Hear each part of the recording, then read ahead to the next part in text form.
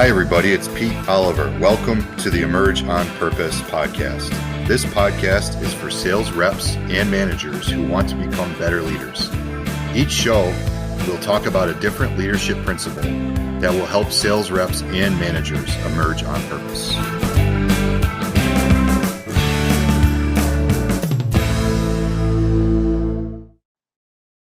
What's up, everybody? Happy Q4.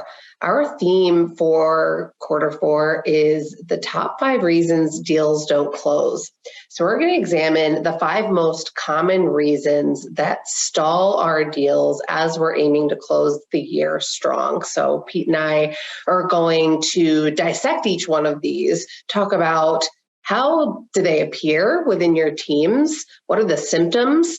What are the main challenges of them, and what you can do about it? What are the actual tactics that you can take and steps, especially from a leadership perspective, where you can bridge the gap, really taking a look at current state and moving to ideal state. So the first one we're going to tackle is we focus on our timeline, not theirs. So perhaps, Pete, you want to just give us a general overview of that challenge. What is if you could summarize that in 2-3 sentences, what's the challenge there? Yeah, this one's fun. I actually, we can be a little lighthearted here, but I think sometimes, and obviously not with our listeners, but other salespeople, they may believe the world revolves around them, like they're the sun of the sales universe and everything just happens because it's when they want it to happen for the reasons why they want it to happen. Those are the types of reps that say, like, I need to convince my client to give me the thing by the end of the month. Well, why? Because, they want it, because their boss is asking them to get it, because it's their end of quarter, because it's their end of year. And sometimes that can be a compelling enough reason, especially if the client knows they have leverage over the situation, which basically means they're able to leverage what you want versus you being able to leverage what they want and need. So what do we want to do here? We want to focus on the client's timeline, not our own. It seems kind of obvious. The world is not us, but when we enable our clients to make decisions for their reasons and we know why, maybe they didn't even know why to begin the process, but after they realize that there is a pending event, whether it's because they're in pain now or they're worried about a future risk, and we can get there, then we can get the deal on their timeline, which may even be quicker than what we thought our timeline was in some cases. Okay, so we focus on their timeline. So why is this so challenging as a sales rep, as a leader, when you are pushing, right? You want to finish the year strong. You have numbers you want to hit. I'm sure listeners are saying, okay, yeah, that sounds like something we struggle with. How does it specifically appear within a team? Like, what are you seeing where you would say, okay, yeah, this is a problem I need to address within the team or within a handful of individuals? Yeah, it can manifest itself in different ways, especially in a year and a quarter. Sometimes we might have a scarcity mindset because our pipeline is anemic. And in the beginning of the quarter, we start forecasting deals we shouldn't have forecasted to begin with. And we kind of get behind this terrible ball rolling downhill, and we have to stay ahead of it. So we basically keep saying, well, I'll find a way to make it come in. I'll find a way to make it come in. And so sometimes it's because we have an anemic pipeline. Sometimes it's because we just have this overwhelming belief that our stuff is so good, they're just going to buy it by the end of the quarter, regardless of knowing. We say on our calls at Hope Island, we get on Hope Island and we're like, well, this is going to happen. I know it's going to, they like me. So we start leveraging the likability factor when we really ought to be effectively qualifying. And I think when you think about what makes a good forecast, one of them is having a really clear understanding of timeline. It's just one of those things that makes for a good forecast, and it's one of the top 5 reasons. Yeah, hope is an addictive drug, right? So staying off of Hope Island and doing what's within your control to make sure that you're not pushing too hard, but you're also maintaining that equal business stature. You're on the same side of the table. So if you can move the deal forward and pull some of those levers, you can do it. But that's because you've set that up along the way. Right. So let's just take stock of a deal. So let's pretend you're a sales manager and you're doing a forecasting conversation, which, by the way, one of the mistakes sales managers make is a forecasting discussion is really not a coaching conversation. Why? Because the reps don't feel safe, because they're almost in some cases feeling like they're getting interrogated. It's inspection time. It's really a supervisor conversation to make sure the forecast is accurate. And a lot of times that's where managers start and stop. They can never bridge from that supervisor discussion to a coaching discussion. So what does that mean? It means that supervisor is inspecting current state, but a coach is going to impact ideal state. So what has to happen in order for us to do that effectively? Well, number one, the rep needs to feel safe. Okay. Number two, the rep needs to be the one driving the coaching conversation. Like the rep needs to basically come to the manager in a safe environment and say, I'd like to strategize about how I can get this deal in. I think I have some blind spots I need to deal with. Okay. And that's how a coaching conversation works. So we want to find a way to make sure that the reps feel like they can have that conversation, and it can't be an inspection supervisor discussion. It just can't, because they're going to be in justification mode the whole time. They have to somewhat be vulnerable about knowing that there's a gap. Okay. And that's really what we want to establish. So that has to feel like a strategic coaching conversation from the start. Yeah, all too often when the supervisory hat is on during those conversations, it's those like the rep is waiting for the gotcha moment. Like as soon as you're reviewing a deal or I knew this deal was BS. I knew it. Right. I gotcha. Yeah, right. That's exactly right. Yeah, so it's how do you promote that psychological safety, to your point, and that's a whole other, setting up a coach's contract and upfront contract and those questioning strategies. That's a whole other topic that we can tackle before you even enter it. Okay, so once you have the gap, and hopefully you promoted that area, that environment where you're on the same side of the table with your rep, just like you're trying to be with your prospect, your client. So then what do? You've got the gap. And so what are some of the things that you can do about it? Like you're assessing a couple things and then you're trying to figure out a game plan to go forward.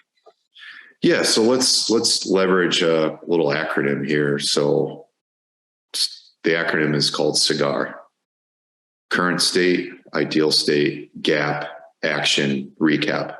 Okay. This should be an outward strategy that you can leverage with your reps to create a plan that extends beyond current state. So let's say that the upfront contract talks about, hey, we've got a bunch of deals we got going on in the quarter. There's likely some gaps in qualification that we want to address. When we look at this one specific deal, in your mind, what do you feel like you need to go clarify with the client? And they're gonna come, if they have some intellectual humility and they're not on Hope Island, they're always going to wish that they had more qualification done than they actually have. This is just a common thing with pretty much every deal out there. Even if you do know it, there's a timeline associated for when you found out what you think you knew, and then time passes. So we have to know that we need to always be qualifying. So then the rep says, yeah, I'm not clear on why they want the thing or why they would want the thing done by the end of the year. I'm not clear on that. So that might be the gap, right? So that's your current state. Your ideal state is, why they would care. You know what the pending event is. You know what their timeline is and why that's their timeline. So then the question is, okay, well, what am I going to do about it? Okay. So when you have a selling language that is extremely clear, and it could be a forecasting methodology. Okay. A lot of our clients are leveraging forecast methodologies that layer like BANT, like MEDIC, all of which are great. But then the big question is, okay, now that I know I have a gap in whatever forecast methodology I use, how do I actually go find out? That's really what we need to get to. Okay. So Lindsay, any guesses? Like, let's pretend you're a rep and I'm a manager, and we're working through this challenge about selling on our timeline versus the clients, and you're open to coaching. Okay. And you've realized that there's probably some gray area there with why the client would want it to be done by the end of the year. So what would you do as a rep if that was the case? What might be a good idea that you might want to go do with your client? Well, depending on what I knew, if I actually knew the timeline, but maybe I didn't really know the why behind it, like why the when. So depending, if I first need to know the when, I got to go find out the when. That's first and foremost, so I can figure out why the when. So then probably going back and saying, okay, have I earned the right to ask those questions? What's the right timing to ask those questions? Those would be a couple things that would be popping into my head. The when and the why the when. Love it. And I do believe so. There's ways to create a lot less friction when you're going through your qualification process with your clients. And we always tout the fact that when you're in the decision step and you're trying to understand how a client's going to make a decision, you feel like you're a newspaper reporter. But the reporter, if they don't ask the questions in the right way, it's going to feel like an interrogation. Like, as an example, like if the first question you ask is, are you the decision maker? That's like amateur salesperson question number one, which of course the client's going to be like, yeah, of course I'm the decision maker. And you learn nothing new. So we want to go to the when and the why the when first. So after you've established pain and you know this is a budgeted project, then you're going to want to get into the decision step, and you're going to want to start with the when and the why the when, right? We'll get into the other things during the other top 5. But for now, that's what we're focused on, is selling on the client's timeline. So imagine this studio. Okay. I've got lights up there. I've got a circle light over here. When you're going through the pain step, you're shining a light on the problem. And if you do it right, you're going to have business outcomes. You're going to know what it's costing them to not fix the problem. What you might not get is the relationship of the timing related to the pain. So imagine you turn on a different light. You're seeing the problem from a different angle because you're shining a different light on it. That's why we ask the why, the when, because the whole goal is to see pain from a different perspective. I mean, there's a lot of talk about these black spots on the sun. Well, you can't see them in normal light. You have to basically wait till dusk and then use a special camera to be able to see it. Sometimes that's what happens in a sales process, where you're looking at this problem, but you don't know why they actually care about the timeline. So you're going to have to get it from a different angle, turn on a different light. And that's why we go when and why the when. So how do they ask the question? What does the when question sound like if you find that right timing, or the why the when? Is there certain phrases that make it seem less interrogation, more comfortable, more natural? Because I think that that's where so often we get tripped up. It's like, okay, yeah, I can figure out when to ask, but then how do I actually ask and have the gut, like, okay, I'm going to build up the guts to actually finally ask. How do I say it in a way that makes both parties comfortable? Yeah, what's kind of cool about that CIGAR acronym is there's an action step, right? Now, I would say there's probably 1A and 1B inside of the action step. Sure. So 1A might be a role play. And we're talking the same language, right? So Lindsay, if I was going to wind up a role play here and you were the rep and I was the manager, I might say, I'm curious, is there a Sandler technique that you think might apply here where you can ask the question in a certain way to get some truth? What would you think you might want to do? Yeah, I would say definitely some okay, not okay there. Love it. How would that sound? Something like, I should probably know this, but I don't. I think that what you're doing too is showing leaders how even through a role play, you can like play through the movie, right? Like you're playing like snip by snip of, hey, like, yeah, that was great. You used okay, not okay. You asked before, I should probably know this, but I don't, in this sense, right? So it's not, whatever they say to you isn't going to be, it might not be the right way, but if they, give them props for the right things that they're doing. And then, how do you coach them on, okay, well, maybe you missed this element a little bit. And that's where the magic starts happening. It does. And if you like, let's just say there's 3 types of sales leaders. Okay. Sales leader number 1, never get out of supervisor role. And they get a gotcha. You don't actually know what their timeline actually is. And you don't know why they care. You don't have a pending event. Go figure that out. And then that's the end of the conversation because they got the gotcha and they move on to the next person. They're going to go try to get gotchas on. Okay. That's sales manager number 2. They're the super rep. They're like, say it like this. Mm-hmm. Because they're good and they know how they would say it. But what does the rep learn if they're just hearing how the manager would say it? Sales leader number 3 sets it up, lets the rep work through what's going on, and then coaches them to a place where they're comfortable with having the words come out in their language for their reasons, right? So that's what we want. We want to be able to coach through these top 5 reasons, not simply play supervisor or not play super rep, So, but Lindsay, that was great. I loved it. Your tone was great. You didn't rush it. You went not okay. You got some truth. And you were working to the why, the when, which was great. So like, yeah. Hey, and if nerves come into play when asking these questions, it's the struggle on purpose, right? You're actually struggling a little bit, but the not okay is coming through, even though it's maybe not intentional. And so it just shows that you're a human being. I think that we forget in these tense situations as we're dealing with a lot of money and a lot of end users that like, this is just another human being on the end. And they will, if we have earned the right, they will answer these questions. They do expect you to ask these types of questions. So it's just figuring out the nuance and the art of it a little bit. Good. So what did Lindsay and I just do? We just went right into the recap. Okay. This is a 15-minute, 20-minute coaching conversation. We defined the gap because we know current state, ideal state. We did the action around the role play.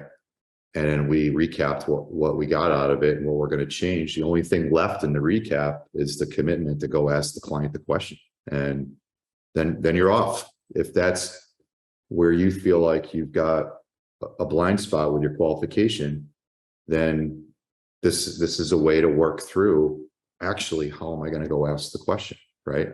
The only other thing I'll say too is the selling process is definitely linear.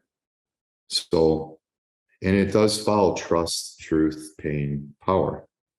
So what's power mean? Power means that you know who's going to do it, why they're going to do it then, and then are they willing to go put the money up to do it? Like that whole power thing doesn't really happen effectively unless you've got trust, truth, and pain first. So if Lindsay had the trust in it and that she has earned the right to ask these truth-based questions, and that's why it's going to work, right? Like a lot of times when you're a leader and you're doing role plays with your team, whoever's doing the role plays, somebody will kind of be the tough person, and they'll start basically clamming up and not offering any advice on what's going on. I always have to stop the role players in that situation and be like, this is not a trust building role play. You have to assume you already have trust so you Correct. Can get to you. And in this case, if we're going off a decision step, you also have to assume you have pain. Sure. So that's something to keep in mind too. And I loved how you said in the role play, just let's fast forward all the other stuff we already did. Well, what is that? We built trust. We set expectations appropriately. We found pain. And now we're in the decision step. So it's okay to do that. It's okay to know that you did all that, because we're not role playing the whole sales process. Yeah. We're simply role playing the context of understanding the client's decision step in the context of where we are with everything else we've already done. Mm-hmm. So Yeah, that's why I like thinking of it as like movie scenes. It's like fast forward to the part where you need to get to, replay it, or then you have to rewind and then go back. Like it's a great way to look at it scene by scene as a leader, and kind of dictate how you can get to the meat or the root of the reason. And this reason that a deal might not close with the timeline. There you go. But partially, that's why I love Sandler so much, is because it's not an acronym. It's a process that starts with hello, how are you, and goes all the way to we have a raving fan. Yep. And those steps happen in order a lot of times. And in this particular case, it's probably good to know their timeline before you think you're going to get the deal closed, because that would have happened prior. There you go. Yeah. I mean, hey, systems step-by-step work in most areas in life. So why wouldn't it apply to sales, especially a complex one? So that's 1 of 5, Lindsay. We got 4 more. Can't wait for the next one. We do. Are you responsible for building a robust pipeline and hitting a monthly quota? Or perhaps you're responsible for the team that needs to do so. Do you feel stuck on how to connect the dots? We at Sandler Sailfish excel at the how-tos in sales and sales management. Book a discovery meeting with us today. A discovery meeting is a simple exchange of information to determine fit. A discovery between two parties, nothing more. We've helped thousands of purpose-driven sales leaders just like you to shorten sales cycles, consistently meet sales forecasts, and roll out proactive business development behavior plans that work. Go to sailfish.sandler.com/book a call or scan the QR code on your screen. Until then, keep climbing.